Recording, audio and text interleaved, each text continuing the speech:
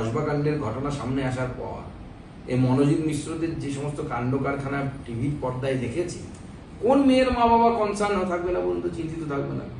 আমার মেয়ে পড়লে পরে আমি ওখানে কনসার্ন থাকতাম, হয়তো সুযোগ থাকলে আমার মেয়েকে ওখান থেকে বের করে নিয়ে চলে আসতাম, অন্য কলেজে নিয়ে যেতাম। তো ভয়ঙ্কর পরিস্থিতি তৈরি করে গেছে কলেজগুলোকে। এই যদি কলেজের অবস্থা হয় তো মেয়েরা বাইরের রাস্তায় কোথায় নিরাপদ থাকবে? এখন মনোজিৎদের যা দাপট, মুখ্যমন্ত্রীর হাত মনোজিতের মাথায়, সেখানে একটি কলেজের সাধারণ ভাইস প্রিন্সিপাল কি করতে পারে? যিনি পূর্ণমাত্রার প্রিন্সিপালও নন, প্রিন্সিপালের চার্জে আছেন, তার ধরে দুটো মাথা আছে, সে তো জানে তার কি অবস্থা হতে পারে। আজকে ছাত্রীদের সাথে যা হয়েছে ওনার সাথে হয়নি, ভাগ্য ভালো। দাদা, সাসপেন্ডেড তৃণমূল নেত্রী রাজ্য কয়েকদিন ধরে সে মনোজিৎ মিশ্রটা কি করতো তার ছবি তুলে রেখেছে, এসব অভিযোগগুলো তিনি করছিলেন। তো তার বিরুদ্ধে এখন দেখা যাচ্ছে টিএমসির বড় বড় নেতাদের যারা মেয়ে তারা তার বিরুদ্ধে কথা বলছেন। আগে ববি হাকিমের মেয়ে বলেছেন তার বিরুদ্ধে, প্ল্যান করেই হচ্ছে। তারপরে আজকে জুই বিশ্বাসও তাকে আক্রমণ করেছেন। দেখুন, এটা প্ল্যান করেই হচ্ছে এবং আমাদের কাছে খবর ক্যামাক স্ট্রিট থেকে আদেশটা গেছে যে রাজনা যে কথাগুলো বলেছে তাকে অ্যাটাক করে কথাগুলো বলতে হবে, এবং সেটা মহিলারা বলবে এবং তৃণমূল কংগ্রেসের এরকম যারা বংশ পরম্পরায় করে খাচ্ছে এই সমস্ত পরিবারের মেয়েরা বলবে। পারিবারিক বিজনেস তো, দোকান যদি বসে যায়, দোকানের যদি দুর্নাম হয়ে যায়, ব্যবসা হবে না তো। আমার প্রশ্ন হচ্ছে, শান্তনুবাবু যদি ডিগ্রি ভারিয়ে যদি প্র্যাকটিস করে থাকেন, তো এতদিন যতদিন উনি তৃণমূলের বিরুদ্ধে মুখ খোলেননি ততদিন মেডিকেল কাউন্সিল কি করছিল? একসময় তো মেডিকেল কাউন্সিলের হর্তাকর্তা শান্তনুবাবুই ছিলেন। তারপরে তো সেই মেডিকেল কাউন্সিলের ভোটে আমরা দেখলাম যে সেখানেও ভোট লুট হচ্ছে, ফেক ভোটিং হচ্ছে, এই সমস্ত ঘটনা আমরা ঘটতে দেখলাম। তো এতদিন আমার প্রশ্ন, এতদিন কি ঘুমোচ্ছিল নাকি মেডিকেল কাউন্সিল যে উনি ডিগ্রি ভুল বা ডিগ্রি বাড়িয়ে লিখেছেন? ও যতদিন তৃণমূল কংগ্রেস করলো ততদিন 7 খুন মা।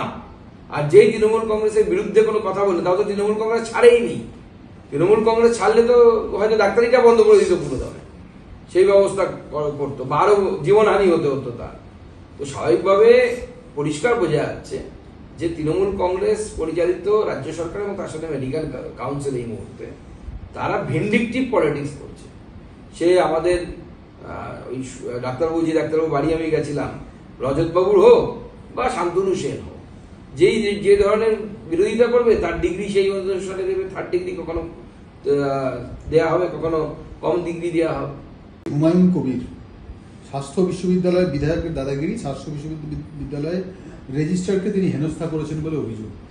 এ তো রেজিস্ট্রার, প্রিন্সিপাল, অধ্যাপক জগ ছুড়ে মারা দিয়ে শুরু হয়েছিল। তারপরে কিছুদিন আগে তো আমরা দেখলাম একটি গভর্নমেন্ট কলেজের প্রিন্সিপালকে তাকে ধরে থাপ্পড় মারা হয়েছে। আবার এখানে রেজিস্ট্রারকে হেনস্থা করা হচ্ছে।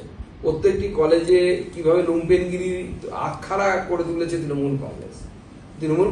কংগ্রেস রাজ্যের শিক্ষা ব্যবস্থাটাকে তো ভেঙে তছনছ করে দিয়েছে।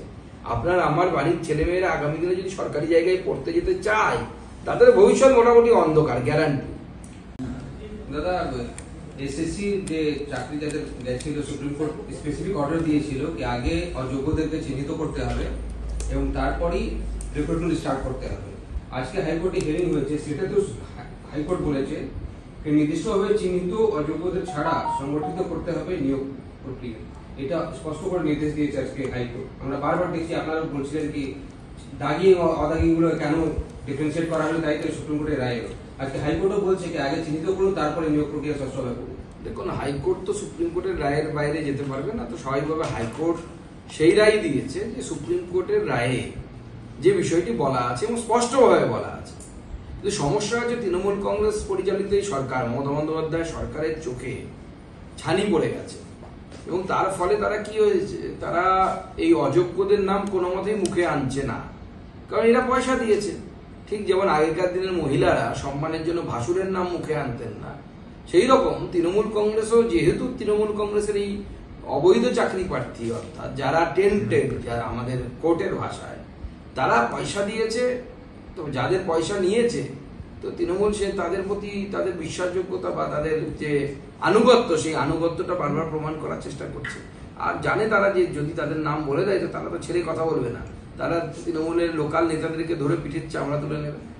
দাদা, গরু পাচার, কয়লা পাচার মামলাতেও বিনয় মিশ্রের বিরুদ্ধে রেড কর্নার নোটিশ জারি হচ্ছে, জারি প্রক্রিয়া শুরু করলো সিবিআই আসানসোল বিশেষ আদালত। আরে সে তো তার বিরুদ্ধে অনেক আগে রেড কর্নার হয়েছে, কিন্তু ভাইপো তো তাকে কোথায় ভানুয়াতি না কোথায় লুকিয়ে রেখেছে তো খুঁজে পাওয়া যাচ্ছে না। তাকে তো আগে সবার আগে খুঁজে বের করে নিয়ে আসতে হবে। ভাইপো তাকে ভাগিয়ে দিল, আর সব থেকে বড় কথা যে ভাইপোকে ধরে তাকে জিজ্ঞেস করা উচিত তুমি কোথায় পাঠিয়েছো, তাকে কোথায় পার্সেল করে দিয়েছো। এসআইআর চলছে, সুপ্রিম কোর্টে মামলা করেছে, সেখানে বিহারের এই এসআইআরটা তো বন্ধ করার কথা বলেইছে, অন্যান্য রাজ্যেও যাতে এসআইআর বন্ধ করা যায়। তার কারণ বাংলার থেকে মানে মহুয়া মৈত্র তিনি আবেদন করেছেন যে এই মানে এই স্টে অর্ডারটা অন্যান্য রাজ্যের ক্ষেত্রে লাগু হোক, ফলে বাংলাতেও যাতে এসআইআর না হয় সেটা চেষ্টা। দেখুন, ইলেকশন কমিশন একটা উদ্যোগ নিয়েছে, সেই উদ্যোগের মাধ্যমে তারা ভোটার লিস্টকে ত্রুটি মুক্ত করতে চায়। অর্থাৎ আমরা জানি যেহেতু আমাদের বছরের পর বছর আমাদের ভারতবর্ষের বর্ডার পোরাস ছিল, বিশেষ করে বাংলাদেশের সাথে, সেই বাংলাদেশের বর্ডার দিয়ে প্রচুর বাংলাদেশি নাগরিক যারা ধর্মে মুসলিম তারা এই দেশে ঢুকেছে, হিন্দুরাও ঢুকেছেন অত্যাচারিত হয়ে, তাদেরকে সিএ এর মাধ্যমে নাগরিকত্ব দেওয়ার কথা আমাদের সরকার বলেছে।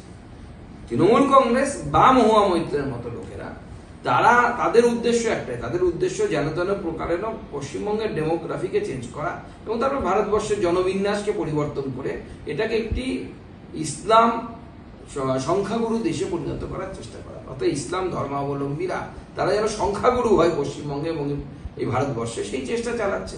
এটা নতুন কিছু নয়। 2026-এর আগে প্রত্যেকটা বুথে এটা নিশ্চিত করতে হবে যাতে কোনো বিরোধী দলের নির্বাচনী এজেন্ট দেওয়ার মতো লোক খুঁজে না পায়। এজেন্ট থাকতে দেব না, ও কথা নয়, থাকতে দিবেন না। তোমরা যদি কাউকে নাও করেন, থাকবেন কি থাকবেন না, ওরা হয়তো ওই কেন্দ্রীয় বাহিনীর হাত ধরে এজেন্ট হতে যাবে। এমন অবস্থা তৈরি করতে হবে কোন বাপের বেটার যেন এই কথাটা রাত্রে শুয়েও মনে না হয় যে আমি এজেন্ট হব। একেবারে এজেন্ট হওয়ার সাহসী যাতে কারো না হয়, সেই পরিস্থিতিটা তৈরি করবেন। ভোট হবে ভোটের মতো, একেবারে খেলাটাকে এইবার এমন খেলতে হবে যে পরে যাতে ওয়াক ওভার পাওয়া যায় সেই বন্দোবস্ত করতে হবে, আর যেন অপোনেন্ট কাউ খেলতে না নামে পড়ে সেই ব্যবস্থাটা এইবার ভোটে আমাদের। উদয়ন গুহ হচ্ছে সার্টিফাইড গুন্ডা, অথচ তৃণমূলের কার একটু গুলি লেগেছে তার জন্য আমাদের বিধায়কের ছেলেকে গ্রেপ্তার করা হচ্ছে। আমার তো মনে হয় সবার আগে উদয়ন গুহকে গ্রেপ্তার করা উচিত, কারণ উদয়ন গুহ গুলি গোলা মারামারি এইসবের মধ্যে থাকে। উদয়ন বাবু যেন মাথায় রাখে যে যদি বিজেপির কর্মীদের গায়ে হাত পড়ে আমরা কিন্তু চুপ করে বসে থাকবো। তৃণমূল কংগ্রেস একটা গুন্ডা, লুটেরা এবং সমাজ বিরোধীদের পার্টি।